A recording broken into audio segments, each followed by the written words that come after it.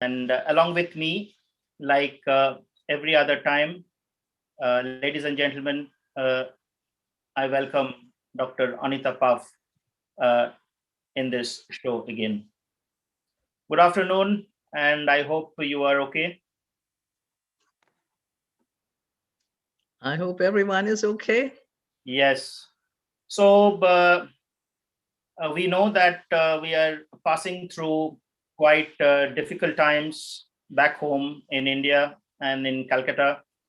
Calcutta is passing through the first lockdown of the second wave from today, and there is a lot of sorrow and agony that is passing through us, and that is touching almost everyone's lives for that matter.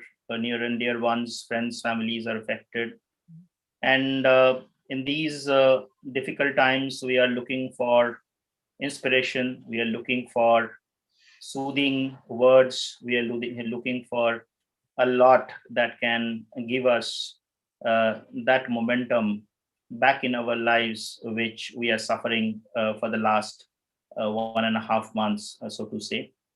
And I think this month's episode of uh, dialogues with you, for that matter, actually comes at a time where we can perhaps discuss two great personalities. One of them is, of course, your father, and the other person who happened to have celebrated, or we happen to have celebrated, is 160th birth anniversary only last week, Rabindranath Tagore. Netaji Subhash Chandra Bose and Rabindranath Tagore are Bengal's two premier greatest icons.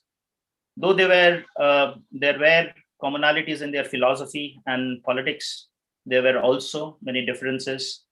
And it might be fair to say that Tagore was more of an individualist, while Bose was more of a communitarian. However, I am no master on Tagore, but I would seek your help and guidance in running today's conversation so that together we can simplify uh, the great teachings of Tagore and Bose and their individual relationship in the history of India.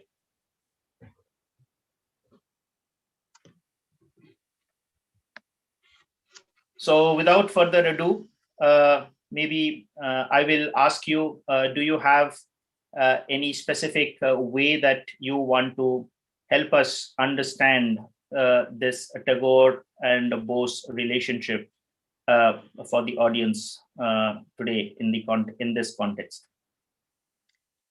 Well, Gurudev, of course, is or was a man who inspired many people in the cultural field, first and foremost. I mean, as a Nobel laureate, he certainly had international acclaim.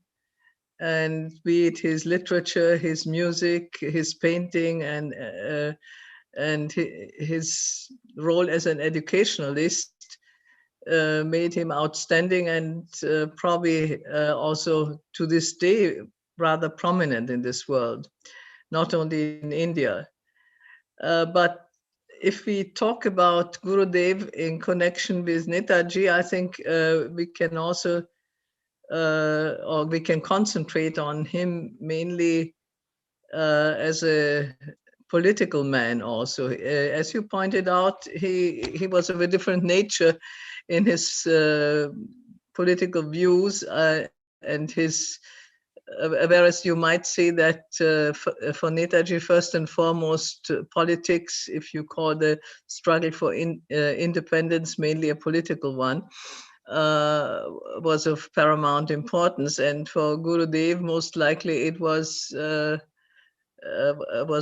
literature, the arts, and education. But and at the same time, you might say he was also a political man, even though he sort of involved himself in a more limited fashion.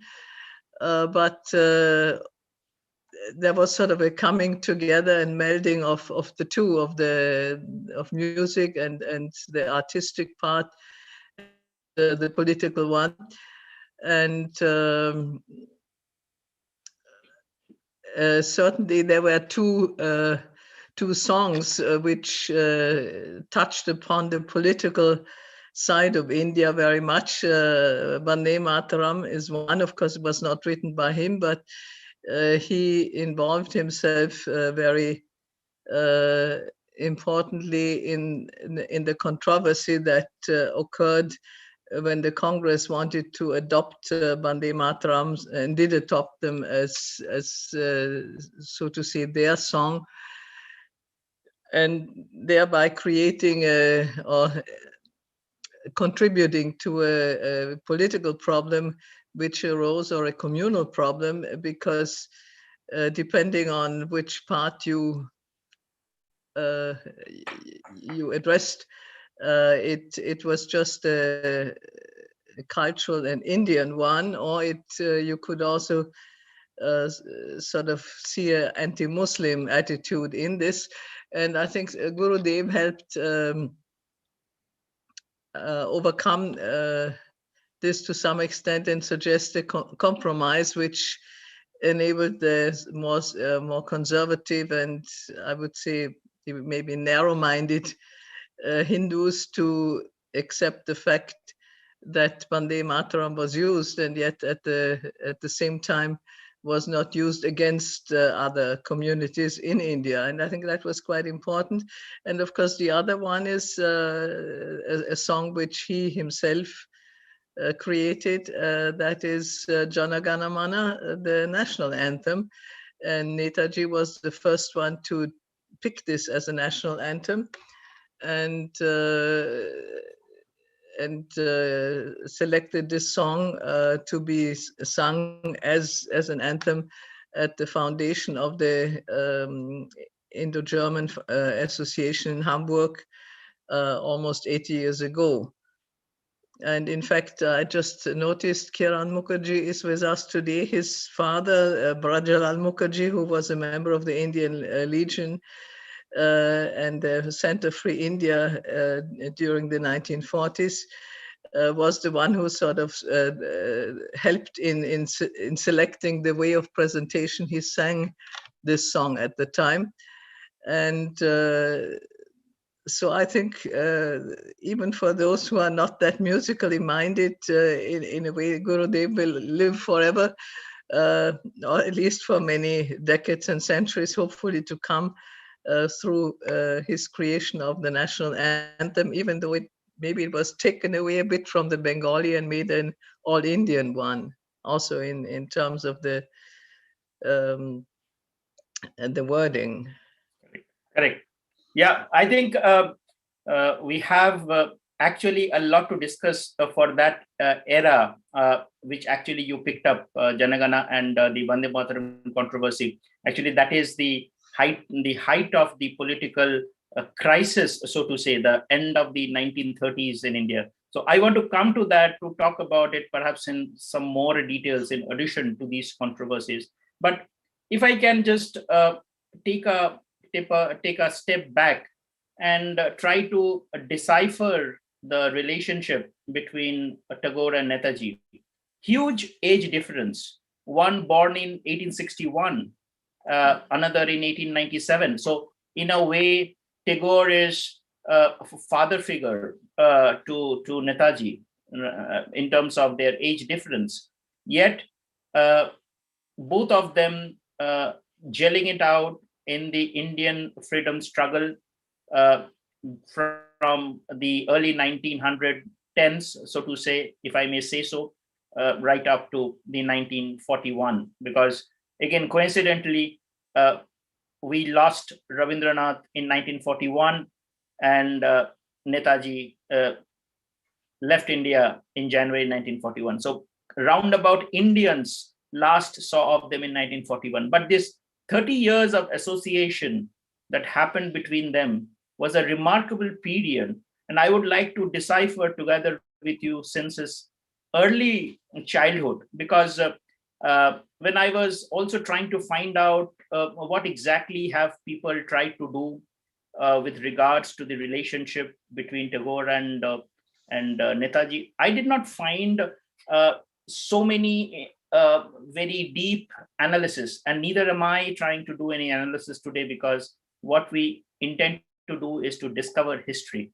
And if I find out that when was the earliest that Netaji had admiration from Tagore, I find it happening since the 1911s and 1912s, when Netaji, when I was looking into the letters written to Sharat Chandra, published by the Netaji Research Bureau, and there he in fact writes effusive praises about Rabindranath in 1911 and 1912, and that was before Netaji, or rather Tagore, received his Nobel Prize.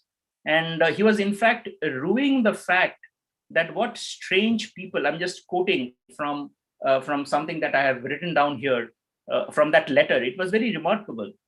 What strange people we are.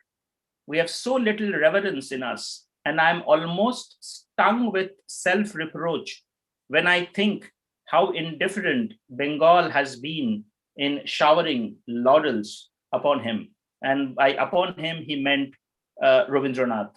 And he was writing this to Sharat Bose before Rabindranath got his Nobel. And what he was trying to also say is that the way that the foreign people speaking an alien tongue and cherishing ideas and sentiments diametrically opposite to ours, in some cases, has lifted him past this shade to sunshine and have extolled him as the greatest poet the world has produced. And we as Bengalis, perhaps at that point, had not given enough honor to Rabindranath. So that's how his admiration for Rabindranath was from, how old was he? He was 14, 15 in 1911, 1912. And I guess it continued till the last days. And at the end, they were fighting together on one side during that final crisis in the Congress. I agree with you that particularly during the, apart from the admiration that Netaji had for the father figure, as you pointed out, since he was not only so much older, but he was a celebrity, as you just quoted, at the time when Netaji was just a boy. But of course, I think he took strength and enjoyment in Rabindranath Tagore's music in difficult times, be that in jail and so on. So he had a great affinity to that too. But if we look at the political side, I think even though Gurudev was not that active in the political field, I think he was he was certainly a prominent figure whose views and whose support was something to be considered and to reckon with. And when Netaji had his troubles with Congress and with Gandhiji, Rabindranath Tagore tried to intervene on his behalf and really strengthen his position. And if I may, I'd also like to read something. I hope I find the right quote now.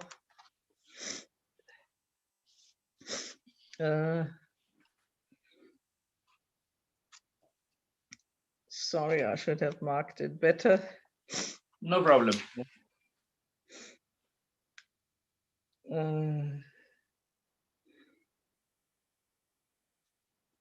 Tagore confessed he had felt misgivings in the uncertain dawn of Subhash Chandra's political sadhana.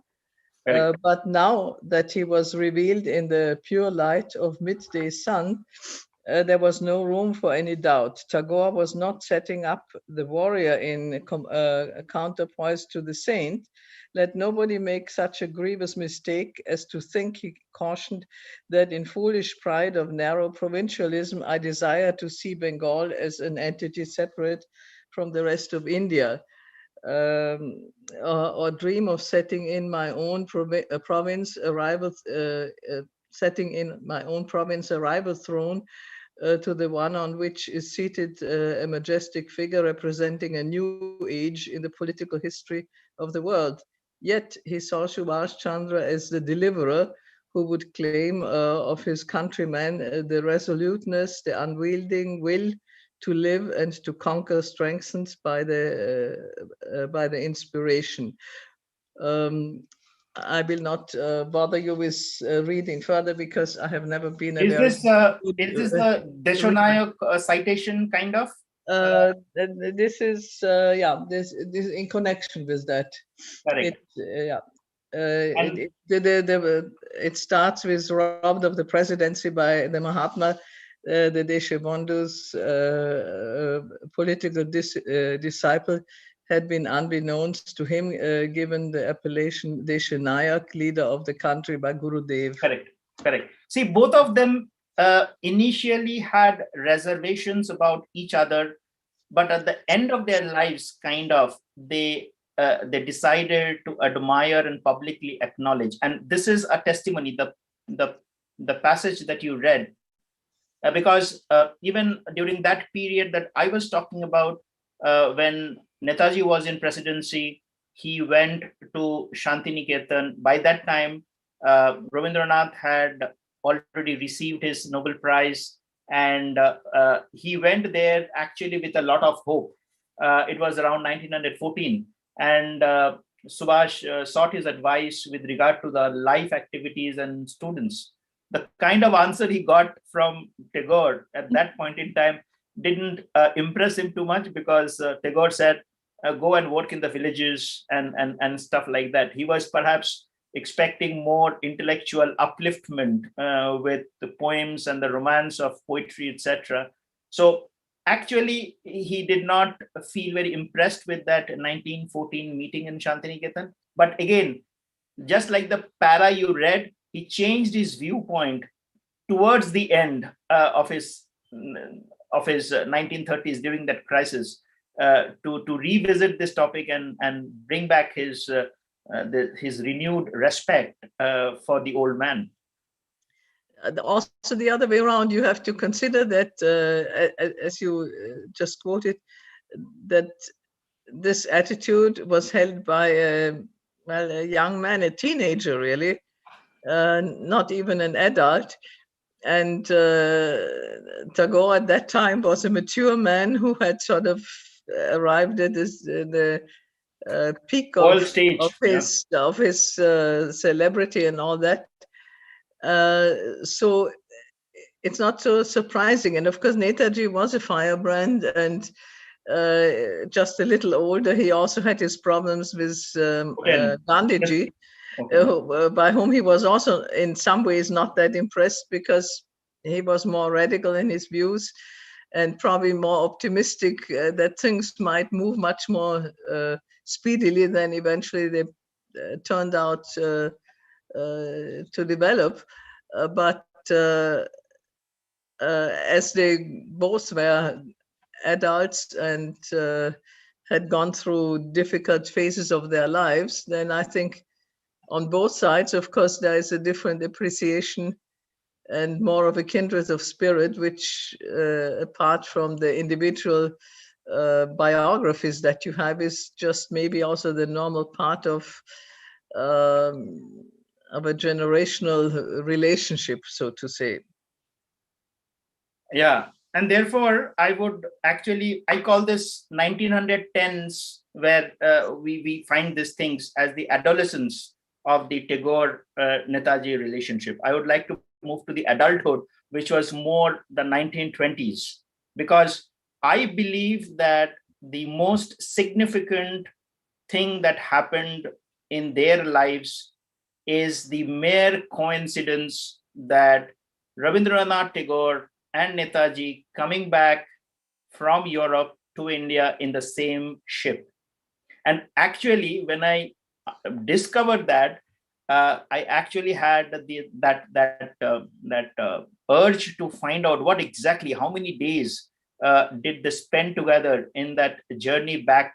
And I actually found out that they left the port of Marseille on 2nd of July 1921, and they disembarked in Bombay on 16th of July 1921. So around 2 weeks they spend in the boat together on their journey back to India. And it was during this time, Netaji was around about 24, 25. He had just resigned from the ICS service and coming back to India to join the political struggle. So a remarkable milestone action had been taken. Not to forget that even Tagore had done another remarkable thing around the same time, maybe not in the same year, correct? And you know which one I'm talking about. Yeah. He turned down the knighthood. The knighthood. Yeah, and that period, and I think that is where Netaji had the baptism to the Tagorism, if I may use the word, because he was looking for inspiration, right? He was coming back to India to join potentially Mahatma Gandhi's movement, right? And then he meets Tagore and he asks him a lot of questions. It must have been a very momentous time to spend together but more for Netaji than for Tagore. Of course. Because if we sort of try to put ourselves into Netaji's shoes now, this was a rather drastic move that he had taken, much more drastic than Tagore turning down the knighthood. Maybe it's my own prejudice that I don't think very much of these honors like a knighthood, but I can well imagine that particularly the older generation must have been at best to some extent understanding of this decision that he took, but for the middle-aged, more pragmatic people, it must have been quite in a way also crazy decision on Netaji's part to do that. Okay, heroic in one way, but I mean, I can imagine that his parents were not altogether overjoyed by this decision, because I mean, after all, economically speaking, it was a foolhardy thing to do. It certainly was heroic, but I mean, he gave up position, he gave up income, he gave up, well, maybe not power in that sense, but I mean, influence in a sort of administrative, pragmatic way. And somebody once said, for an Indian, being a member of the ICS was like heaven, like later on, being a member of the UN was like heaven. This was an extremely attractive job, and he threw it away partly as a symbolic gesture, but that he had in common, of course, with giving up the knighthood on the part of Tagore, but it was also an expensive gesture in more than one way. And I can well imagine that the middle-aged of that day might have said, oh, he's giving up his career, his future. Of course, nobody could know at the time that in a different way he had a far more glorious and also more dramatic future ahead of him, which of course nobody could tell at the time. But I imagine that in a way of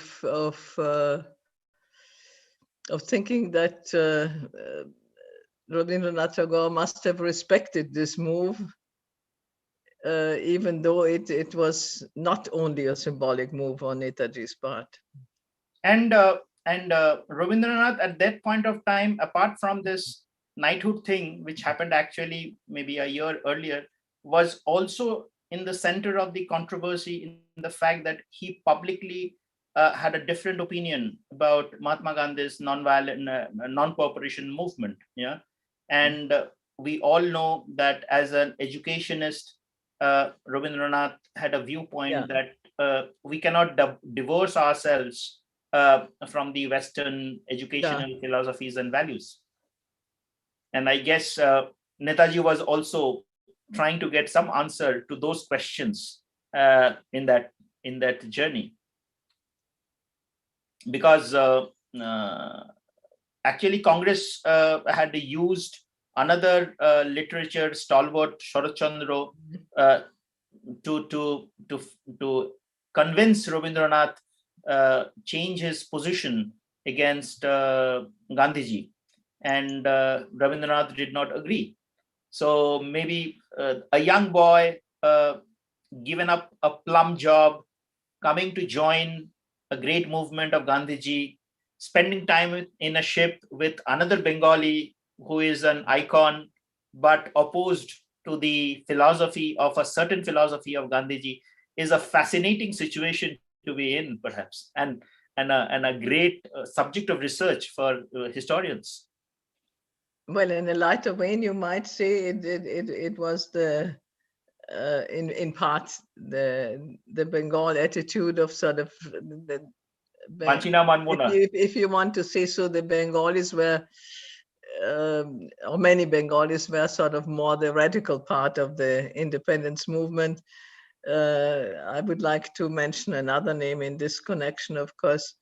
You mentioned two very famous people, Tagore and Netaji, and I would also like to mention Deshapandhu, C.R. Das, who was another radical in Bengal, who was to some extent not only a thorn in the flesh of the Raj, but also in that of Gandhiji.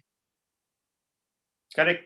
And that is precisely where history takes us, because we are not here to talk about Netaji Tagore relationship as scholars, but we are about to talk. We are to talk about history, and the history says that amidst all this, Netaji, what he does after landing in India is to join Chittaranjan Das. Yeah.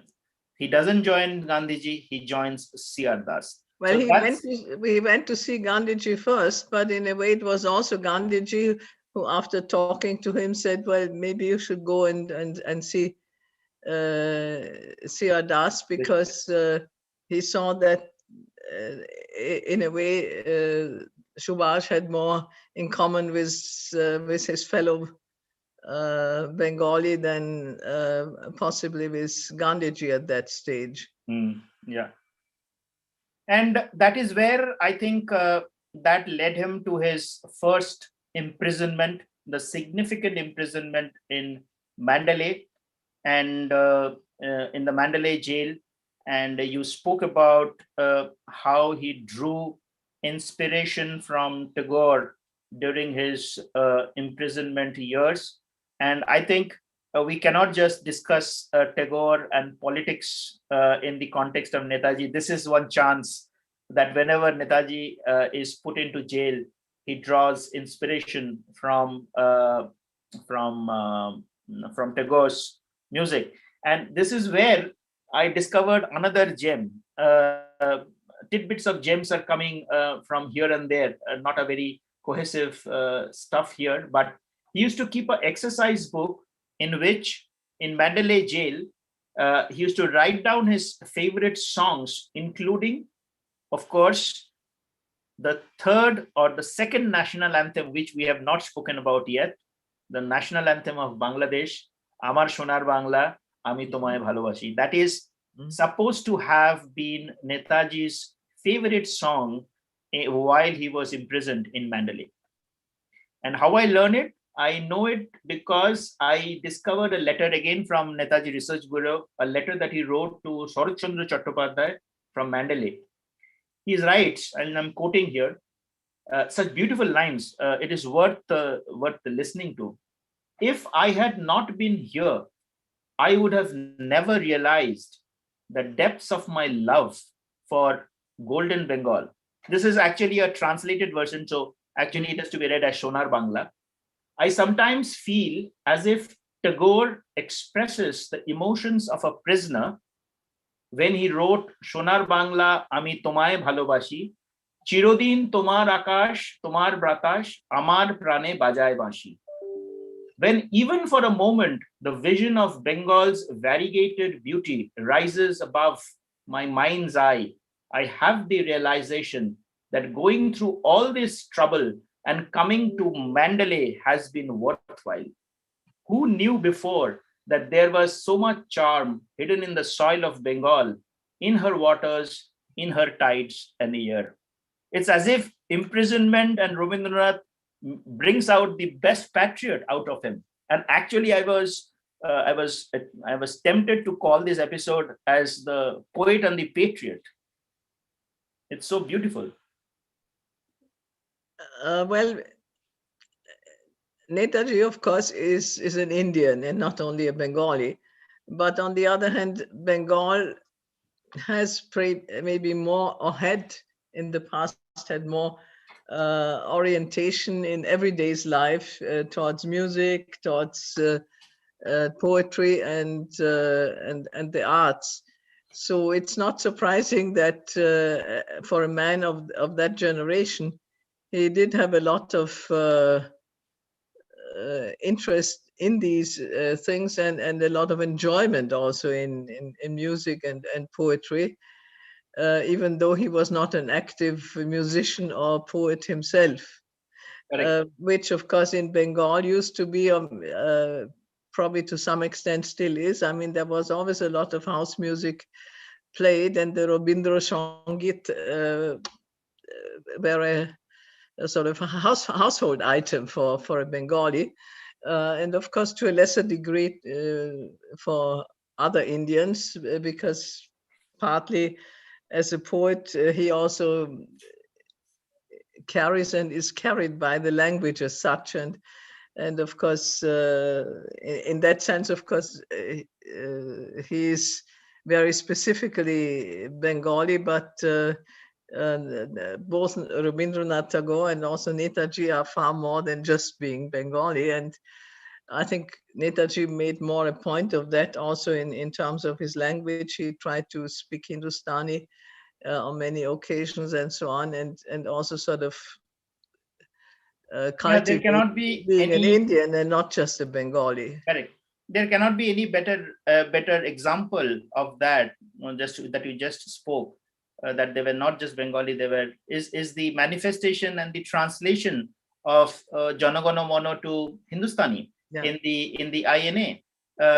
Sab Sukh Chain Ki Barkha, as was translated, is actually something that Netaji did, even though perhaps Jana Gana Mana could have been something that he could have lived with. So that is a proof. But just coming back to the point, we started in 1911-12. We were in 1921, and then mid 1920s. Netaji was in Mandalay, and he draws inspiration from Tagore. So let us just try to move towards the 1930s odd, right? And that is where perhaps we see some kind of distance, or what should I say, different feelings between the two people due to some incidents happening there in that. One of them, of course, I know that when he was perhaps the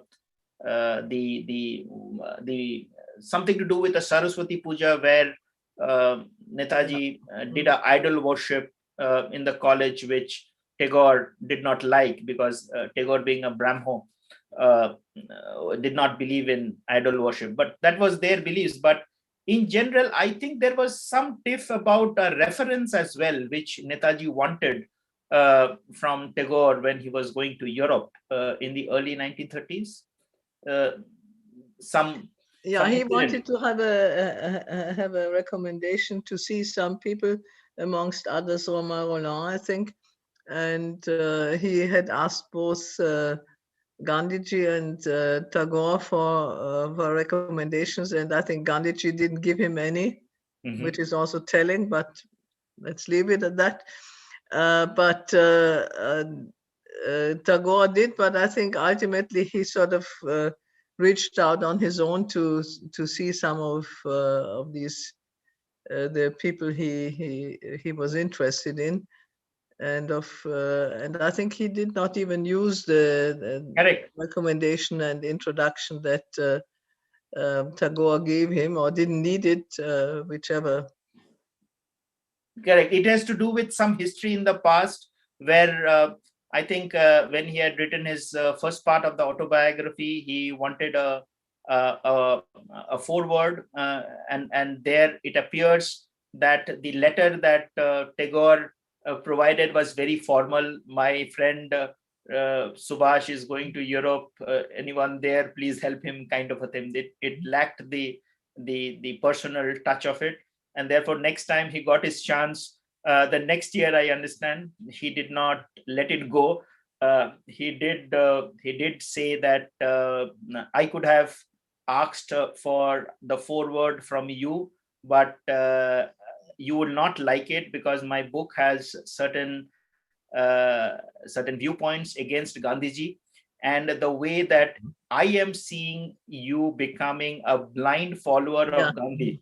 Something of that. There was a repartee going on, and that was very fascinating because Rabindranath also picked up this word, blind follower of Gandhiji, and he said, he also wrote back, I have that Tagore wrote back and said that Gandhiji is a tremendous moral and ethical force, which, if I do not respect, will actually make me blind.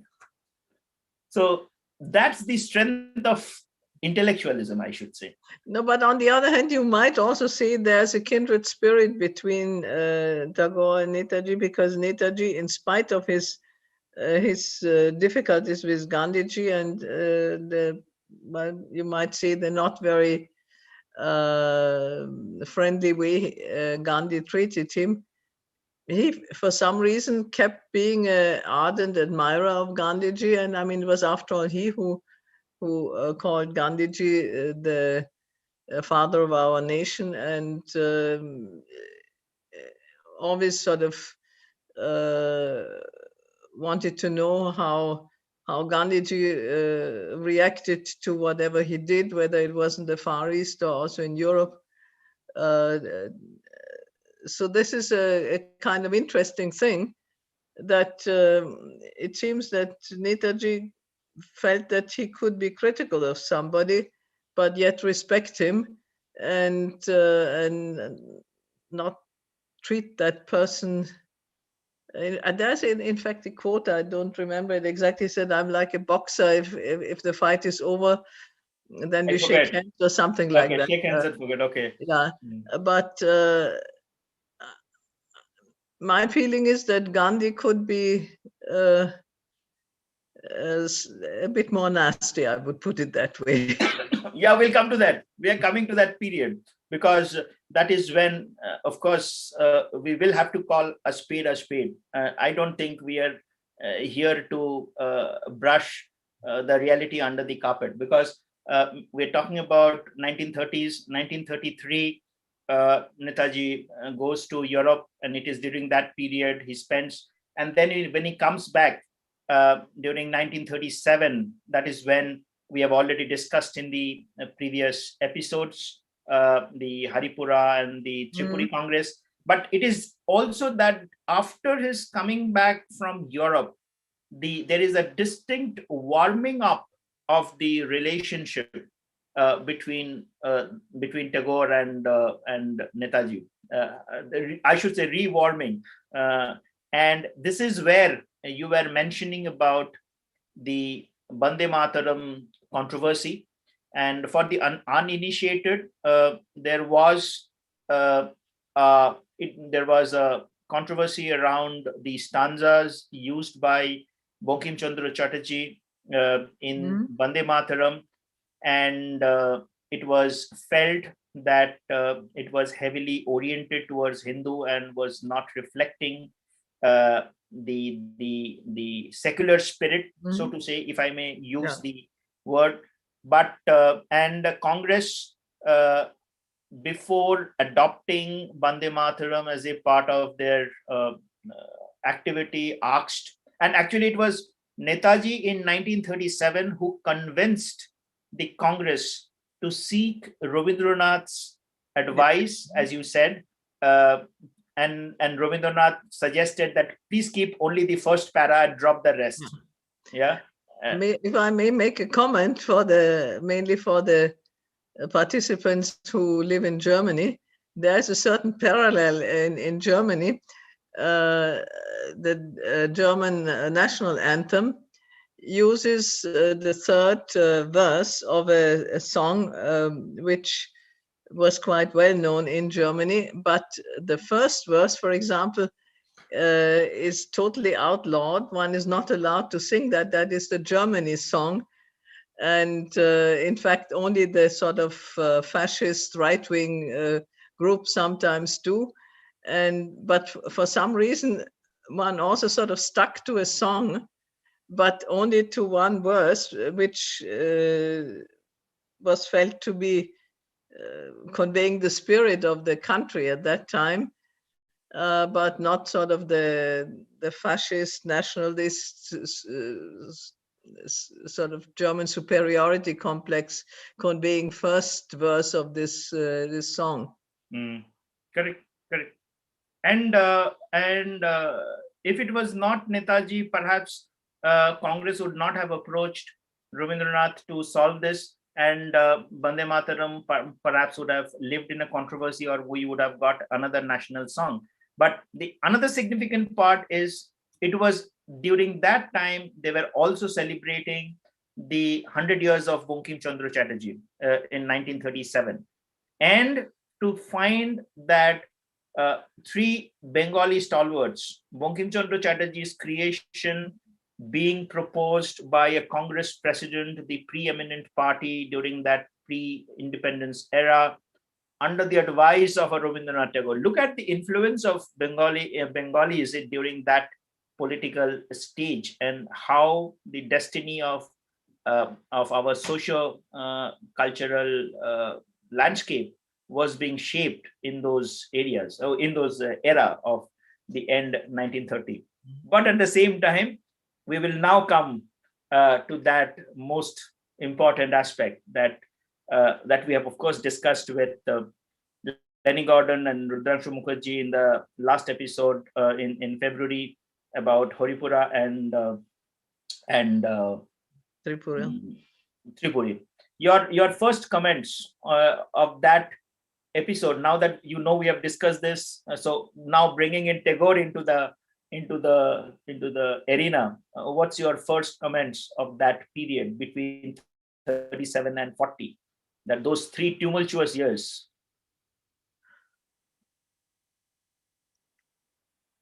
I think Tagore supporting us, even though he was not in the active in the political field, really was very important, because he sort of had a certain standing as an elder, not statesman, but an father figure. Yeah, a father figure, and an outstanding person who also had contributed a lot to India's status internationally speaking, because I mean, being a Nobel laureate is not a trivial thing for those who are concerned with culture and with literature. And so seeking his support, and on the other hand, Tagore giving him this support, I think was very important, and lent legitimacy to this move. It eventually did not bring about a sort of rapprochement between Gandhiji and Netaji, but because Gandhiji was not very keen on sort of compromising in that direction. And we also have to consider that he was, after all, a trained lawyer and probably an able manipulator. So he was not about to be blackmailed, in his own view, by this young radical, Correct. so to say. And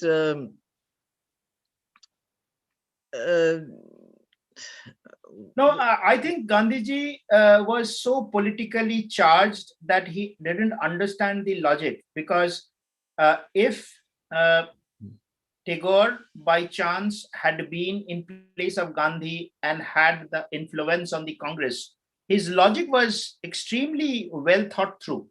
He said that Nehru and Subhash, these are the two modernists in Indian National Congress.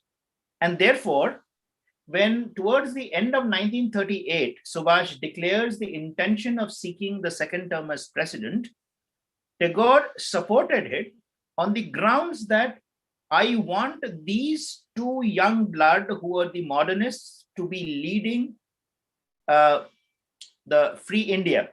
Now, as a national president of Congress previous year, Subhash Chandra had already made Nehru the chairman of the National Planning Committee. So he already had that responsibility given to him. So Tagore said, let Subhash have the presidency for the second time. That is the logic that he used, so that both of them can be complement to each other in leading them towards the Free India, which is where I have all my statements that Gandhiji, if he had left his personal loss due to Sitaramayya's failure to win against Netaji aside, if he had left his ego aside, he would have perhaps understood the logic and would have taken Tagore's advice and used it to get over this crisis sooner than what it took. I think Gandhiji was I'm not so sure that he wanted to get over the crisis. Correct. He wanted to win it. Yeah, he wanted to sustain it. But maybe he always had a certain degree of misgiving, because by and large, he could sort of call the punches in the Congress party. Whatever he said, even without the formal position in that, with most people, he got away with that. And they agreed to what he wanted them to do. Even Nehru did to some extent. When it came down to the last decision, he knew that Nehru would give in. But I think, I don't know whether he expected that Netaji would give in to what he wanted. Possibly he did. Or he was quite aware that he wouldn't and said, but I'm not going to give in to you. So it was really two positions being defended by two persons who were not very willing to compromise. I mean, I do not claim that I could sort of interpret what Gandhi thought or wanted to have done at that time. But I think maybe he did really believe that his sort of old-fashioned way of looking at things had a future for India. That India with the chakra rather than with industrialization had a future. Mm-hmm. Or that uncompromising nonviolence alone had a future. Maybe he truly believed in that. On the other hand, particularly denying modernity evidently was not something that Tagore sort of was in line with, because he sounds like in a way more modern person, but also somebody who was sort of more intracultural than maybe a politician at the time could be, because in that sense, I think Netaji also, as far as culture is concerned, he was more defensive of the Indian way, But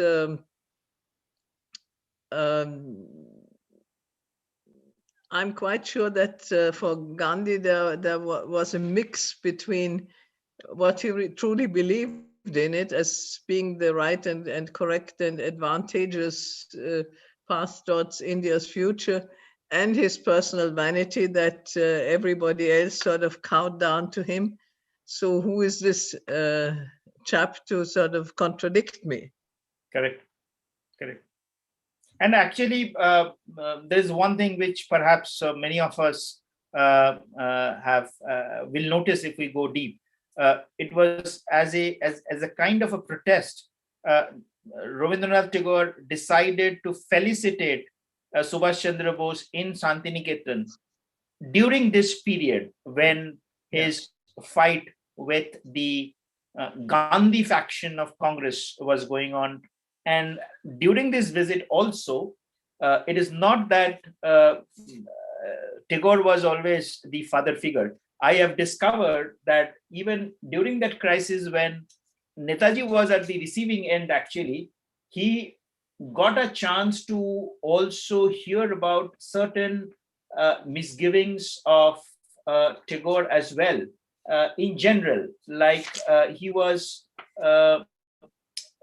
when he expressed his sorrow to Subhash that his own countrymen have not fully understood him, nor did they appreciate his work as an educationist in Shantiniketan. And to which Subhash Chandra Bose made a very, I should say, mentor or advisory statement to Tagore. He said, "It is unfair to expect that ordinary people or ordinary Indians will realize your comprehensive sadhana. There is a sense of pain and remorse inside you that your countrymen failed to know you. They did not understand your sadhana. But should you, for that reason, blame your countrymen? Because if they could understand you so easily, they would be your equals." That is the way he advised Netaji. And mind you, coming this, what a strength of character. He himself is clobbered during that period from different factions of the Congress. He's about to, or he has perhaps resigned from the Congress because of the non-cooperation from, and then he uses this chance to give Tagore advice in return. These are the fascinating aspects as we peel every layer of their relationship.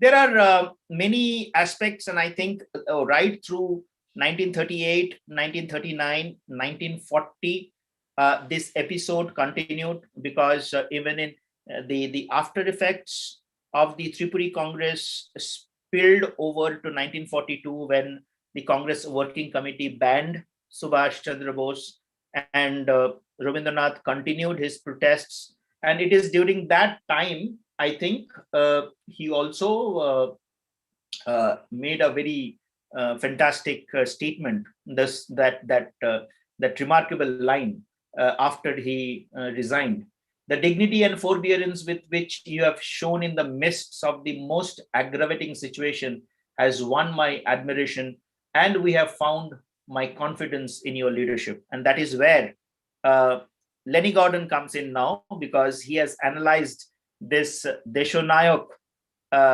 nomenclature in a very, very analytical. And I was reading his big chapter in the book titled Deshonayak itself, and it was a way someone has sliced and diced this topic, which perhaps nobody has, like Leonard Gordon has done. And in that book itself, he talks about the version 1 of Deshonayak that Rabindranath had given in a lecture in early 1903, where he says that there is a Deshonayak, but he is not there yet. He is going to come. And the real Deshonayak he confers upon Netaji in 1940, after actually this Congress crisis happened. So Leonard Gordon in his book has very well connected these two aspects to articulate why Netaji is the real recipient and should be the real recipient of Deshonayak. Of course, it is always a bit, I mean, in a certain situation, you might think it is, it has a function to sort of convey a sort of outstanding title to one person. But I think there was always a certain danger in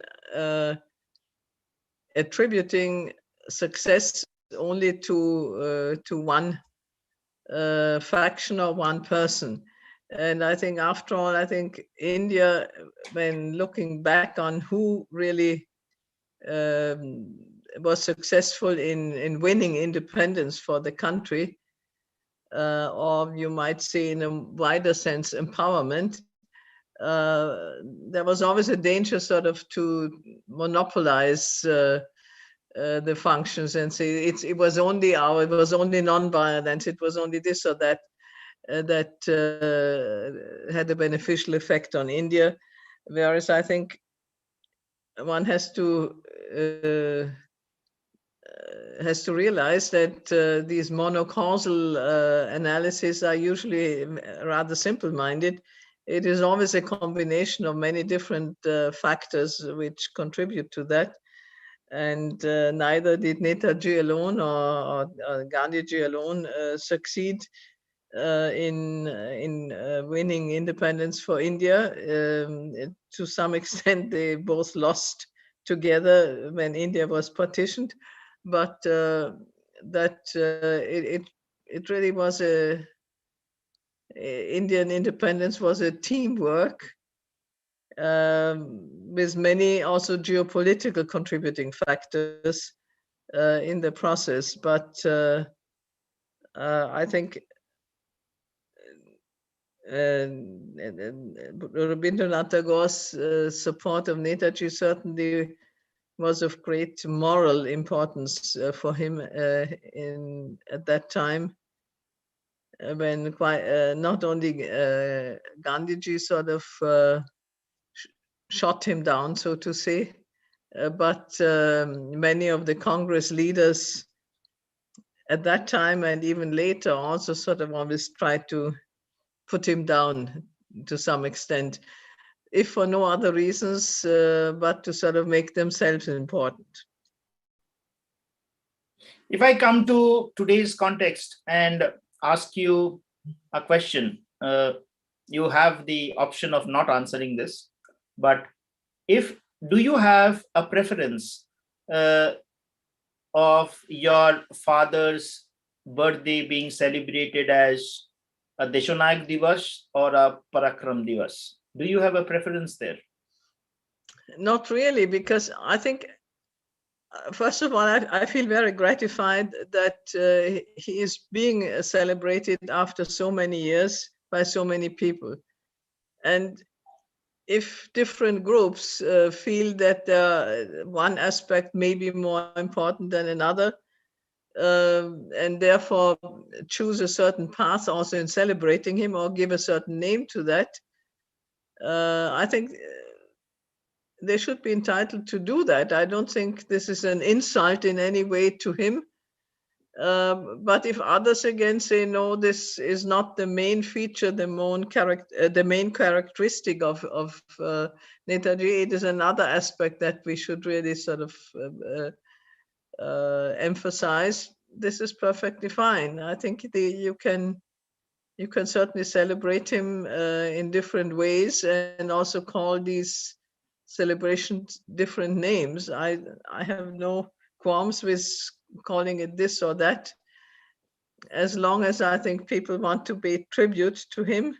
Correct. This is an outstanding thing, and I think with all the sacrifice he has made for the country, I think this is certainly paying him back in a very touching way if he is remembered after so many years. Correct.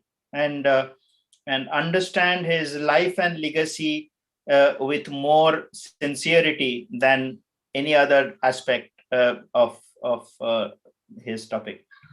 We are almost towards the end, because as you know, we have reached 1940, and I just want to make one mention here, just to close this Congress crisis topic, is this Deshonayak lecture that he gave is also a part of the inauguration of Mahajati Sadan in Calcutta.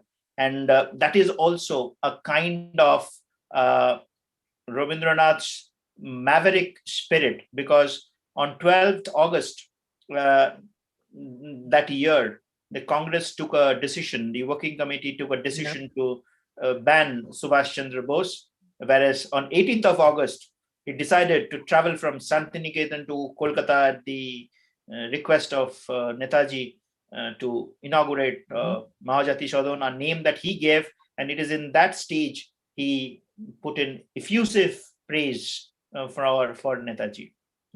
And that happened to be one of the last meetings that these two people had, because the next one was actually the last in 1940 when they met in Jorashako, and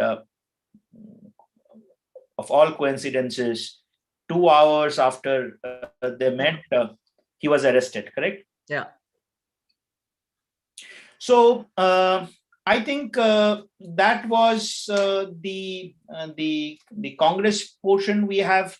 I personally think there are two other aspects of, or rather one other aspect of Netaji and Tagore's relationship, which spills over to Europe, and we want to talk about how the spirit of Tagore was also visible in his establishment of the Indian Legion and the adoption of the national anthem, which anyway you have made some comments already, but anything more if you want to add on that aspect?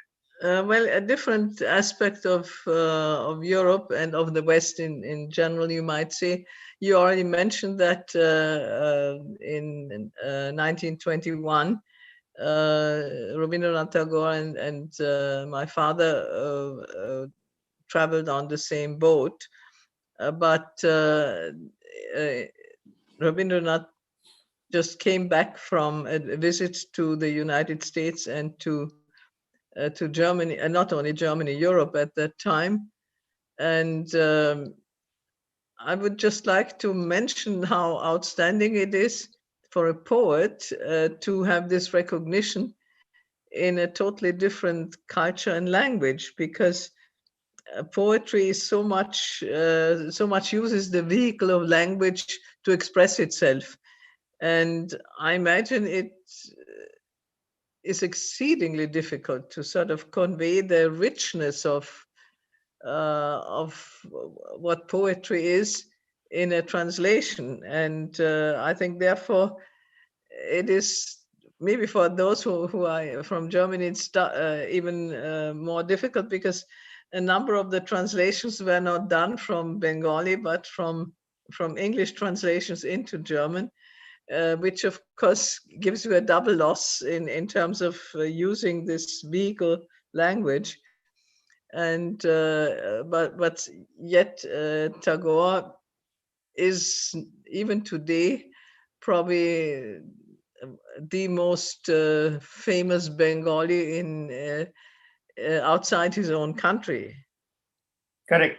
And because you are bringing that connection between Tagore and Germany, etc., I can't resist the temptation that in my limited knowledge of Tagore and connection to Germany, I think we have such dedicated Tagore enthusiasts, worshippers, scholars that we want to have another session on Tagore, especially with these scholars. Maybe in a different context. We had a birthday, Rabindra Jayanti last year, 22 Shravan, is in August, which is actually Tagore's death anniversary. So during that period, we want to bring in scholars like this and try to bring a scholarly angle also to this discourse. What we discussed today is more of a portraying of the timeline and trying to find out how the individuals made those things happen as it happened. But we know, as you also know, people like Martin Kempshin, who has based himself in Shantiniketan since 1980s and spent his life on Tagore. How would people like him view this relationship and bring on perspective? I am personally, being a student of history and culture, would like to understand this and perhaps giving it a try to see and have them in the month of August during that Baishish Rabun. Though we have a different agenda on Netaji 125 in August, we will not disturb that, but it doesn't harm us if we add a second event that month itself. I'm just trying, and I couldn't resist the temptation of letting you know because of what you said.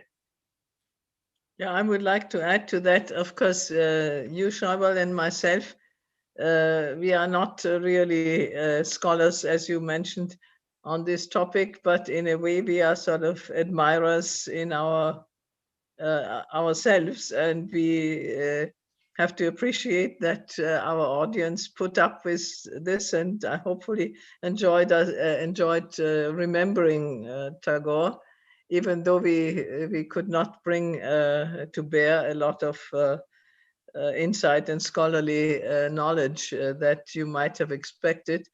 I would like to add one more thing, which I would have liked to do, but which for a number of reasons, of course, we cannot do. It would have been very nice to conclude this session with a beautiful Rabindra Songit.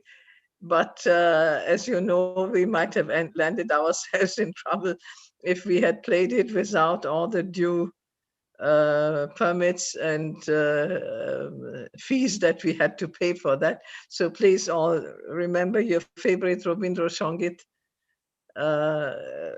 yourself now that we cannot play it here and join together on that. Okay, so we are quite on time, and I want to thank you once again, and our audience who has again put up with us in this episode of the Anita Dialogues. We wanted to do things a bit differently.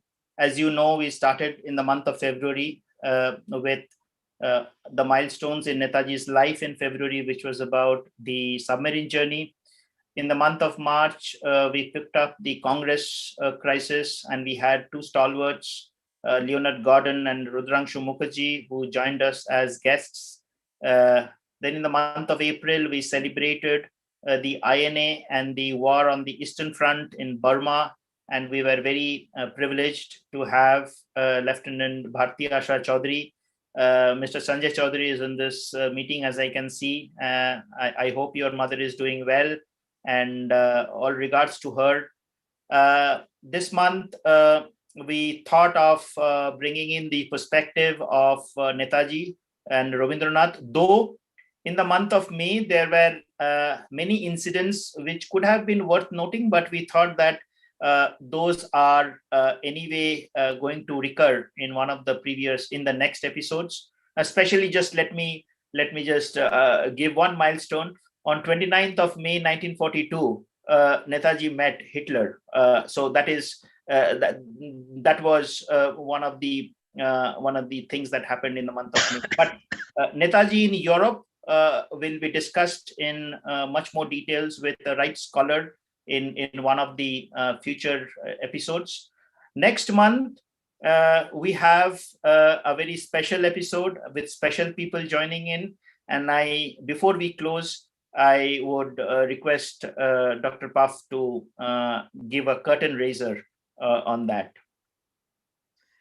On 28 June 1934, my parents met for the first time And so we decided that we would use this topic in the month of June to discuss that. And most likely it will be Madhuri Bose and my daughter, Maya Pfaff, who will be joining us, because we are just in the process of writing a book on my mother's life. And in fact, what Madhuri and myself mainly have been dealing with these last couple of weeks is the chapter of the book which is called Meeting Subhash.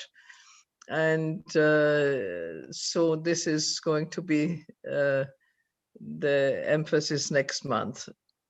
So next month we have Emily and Subhash being the topic of the Anita Dialogues. With that, we call it curtains for this month's episode.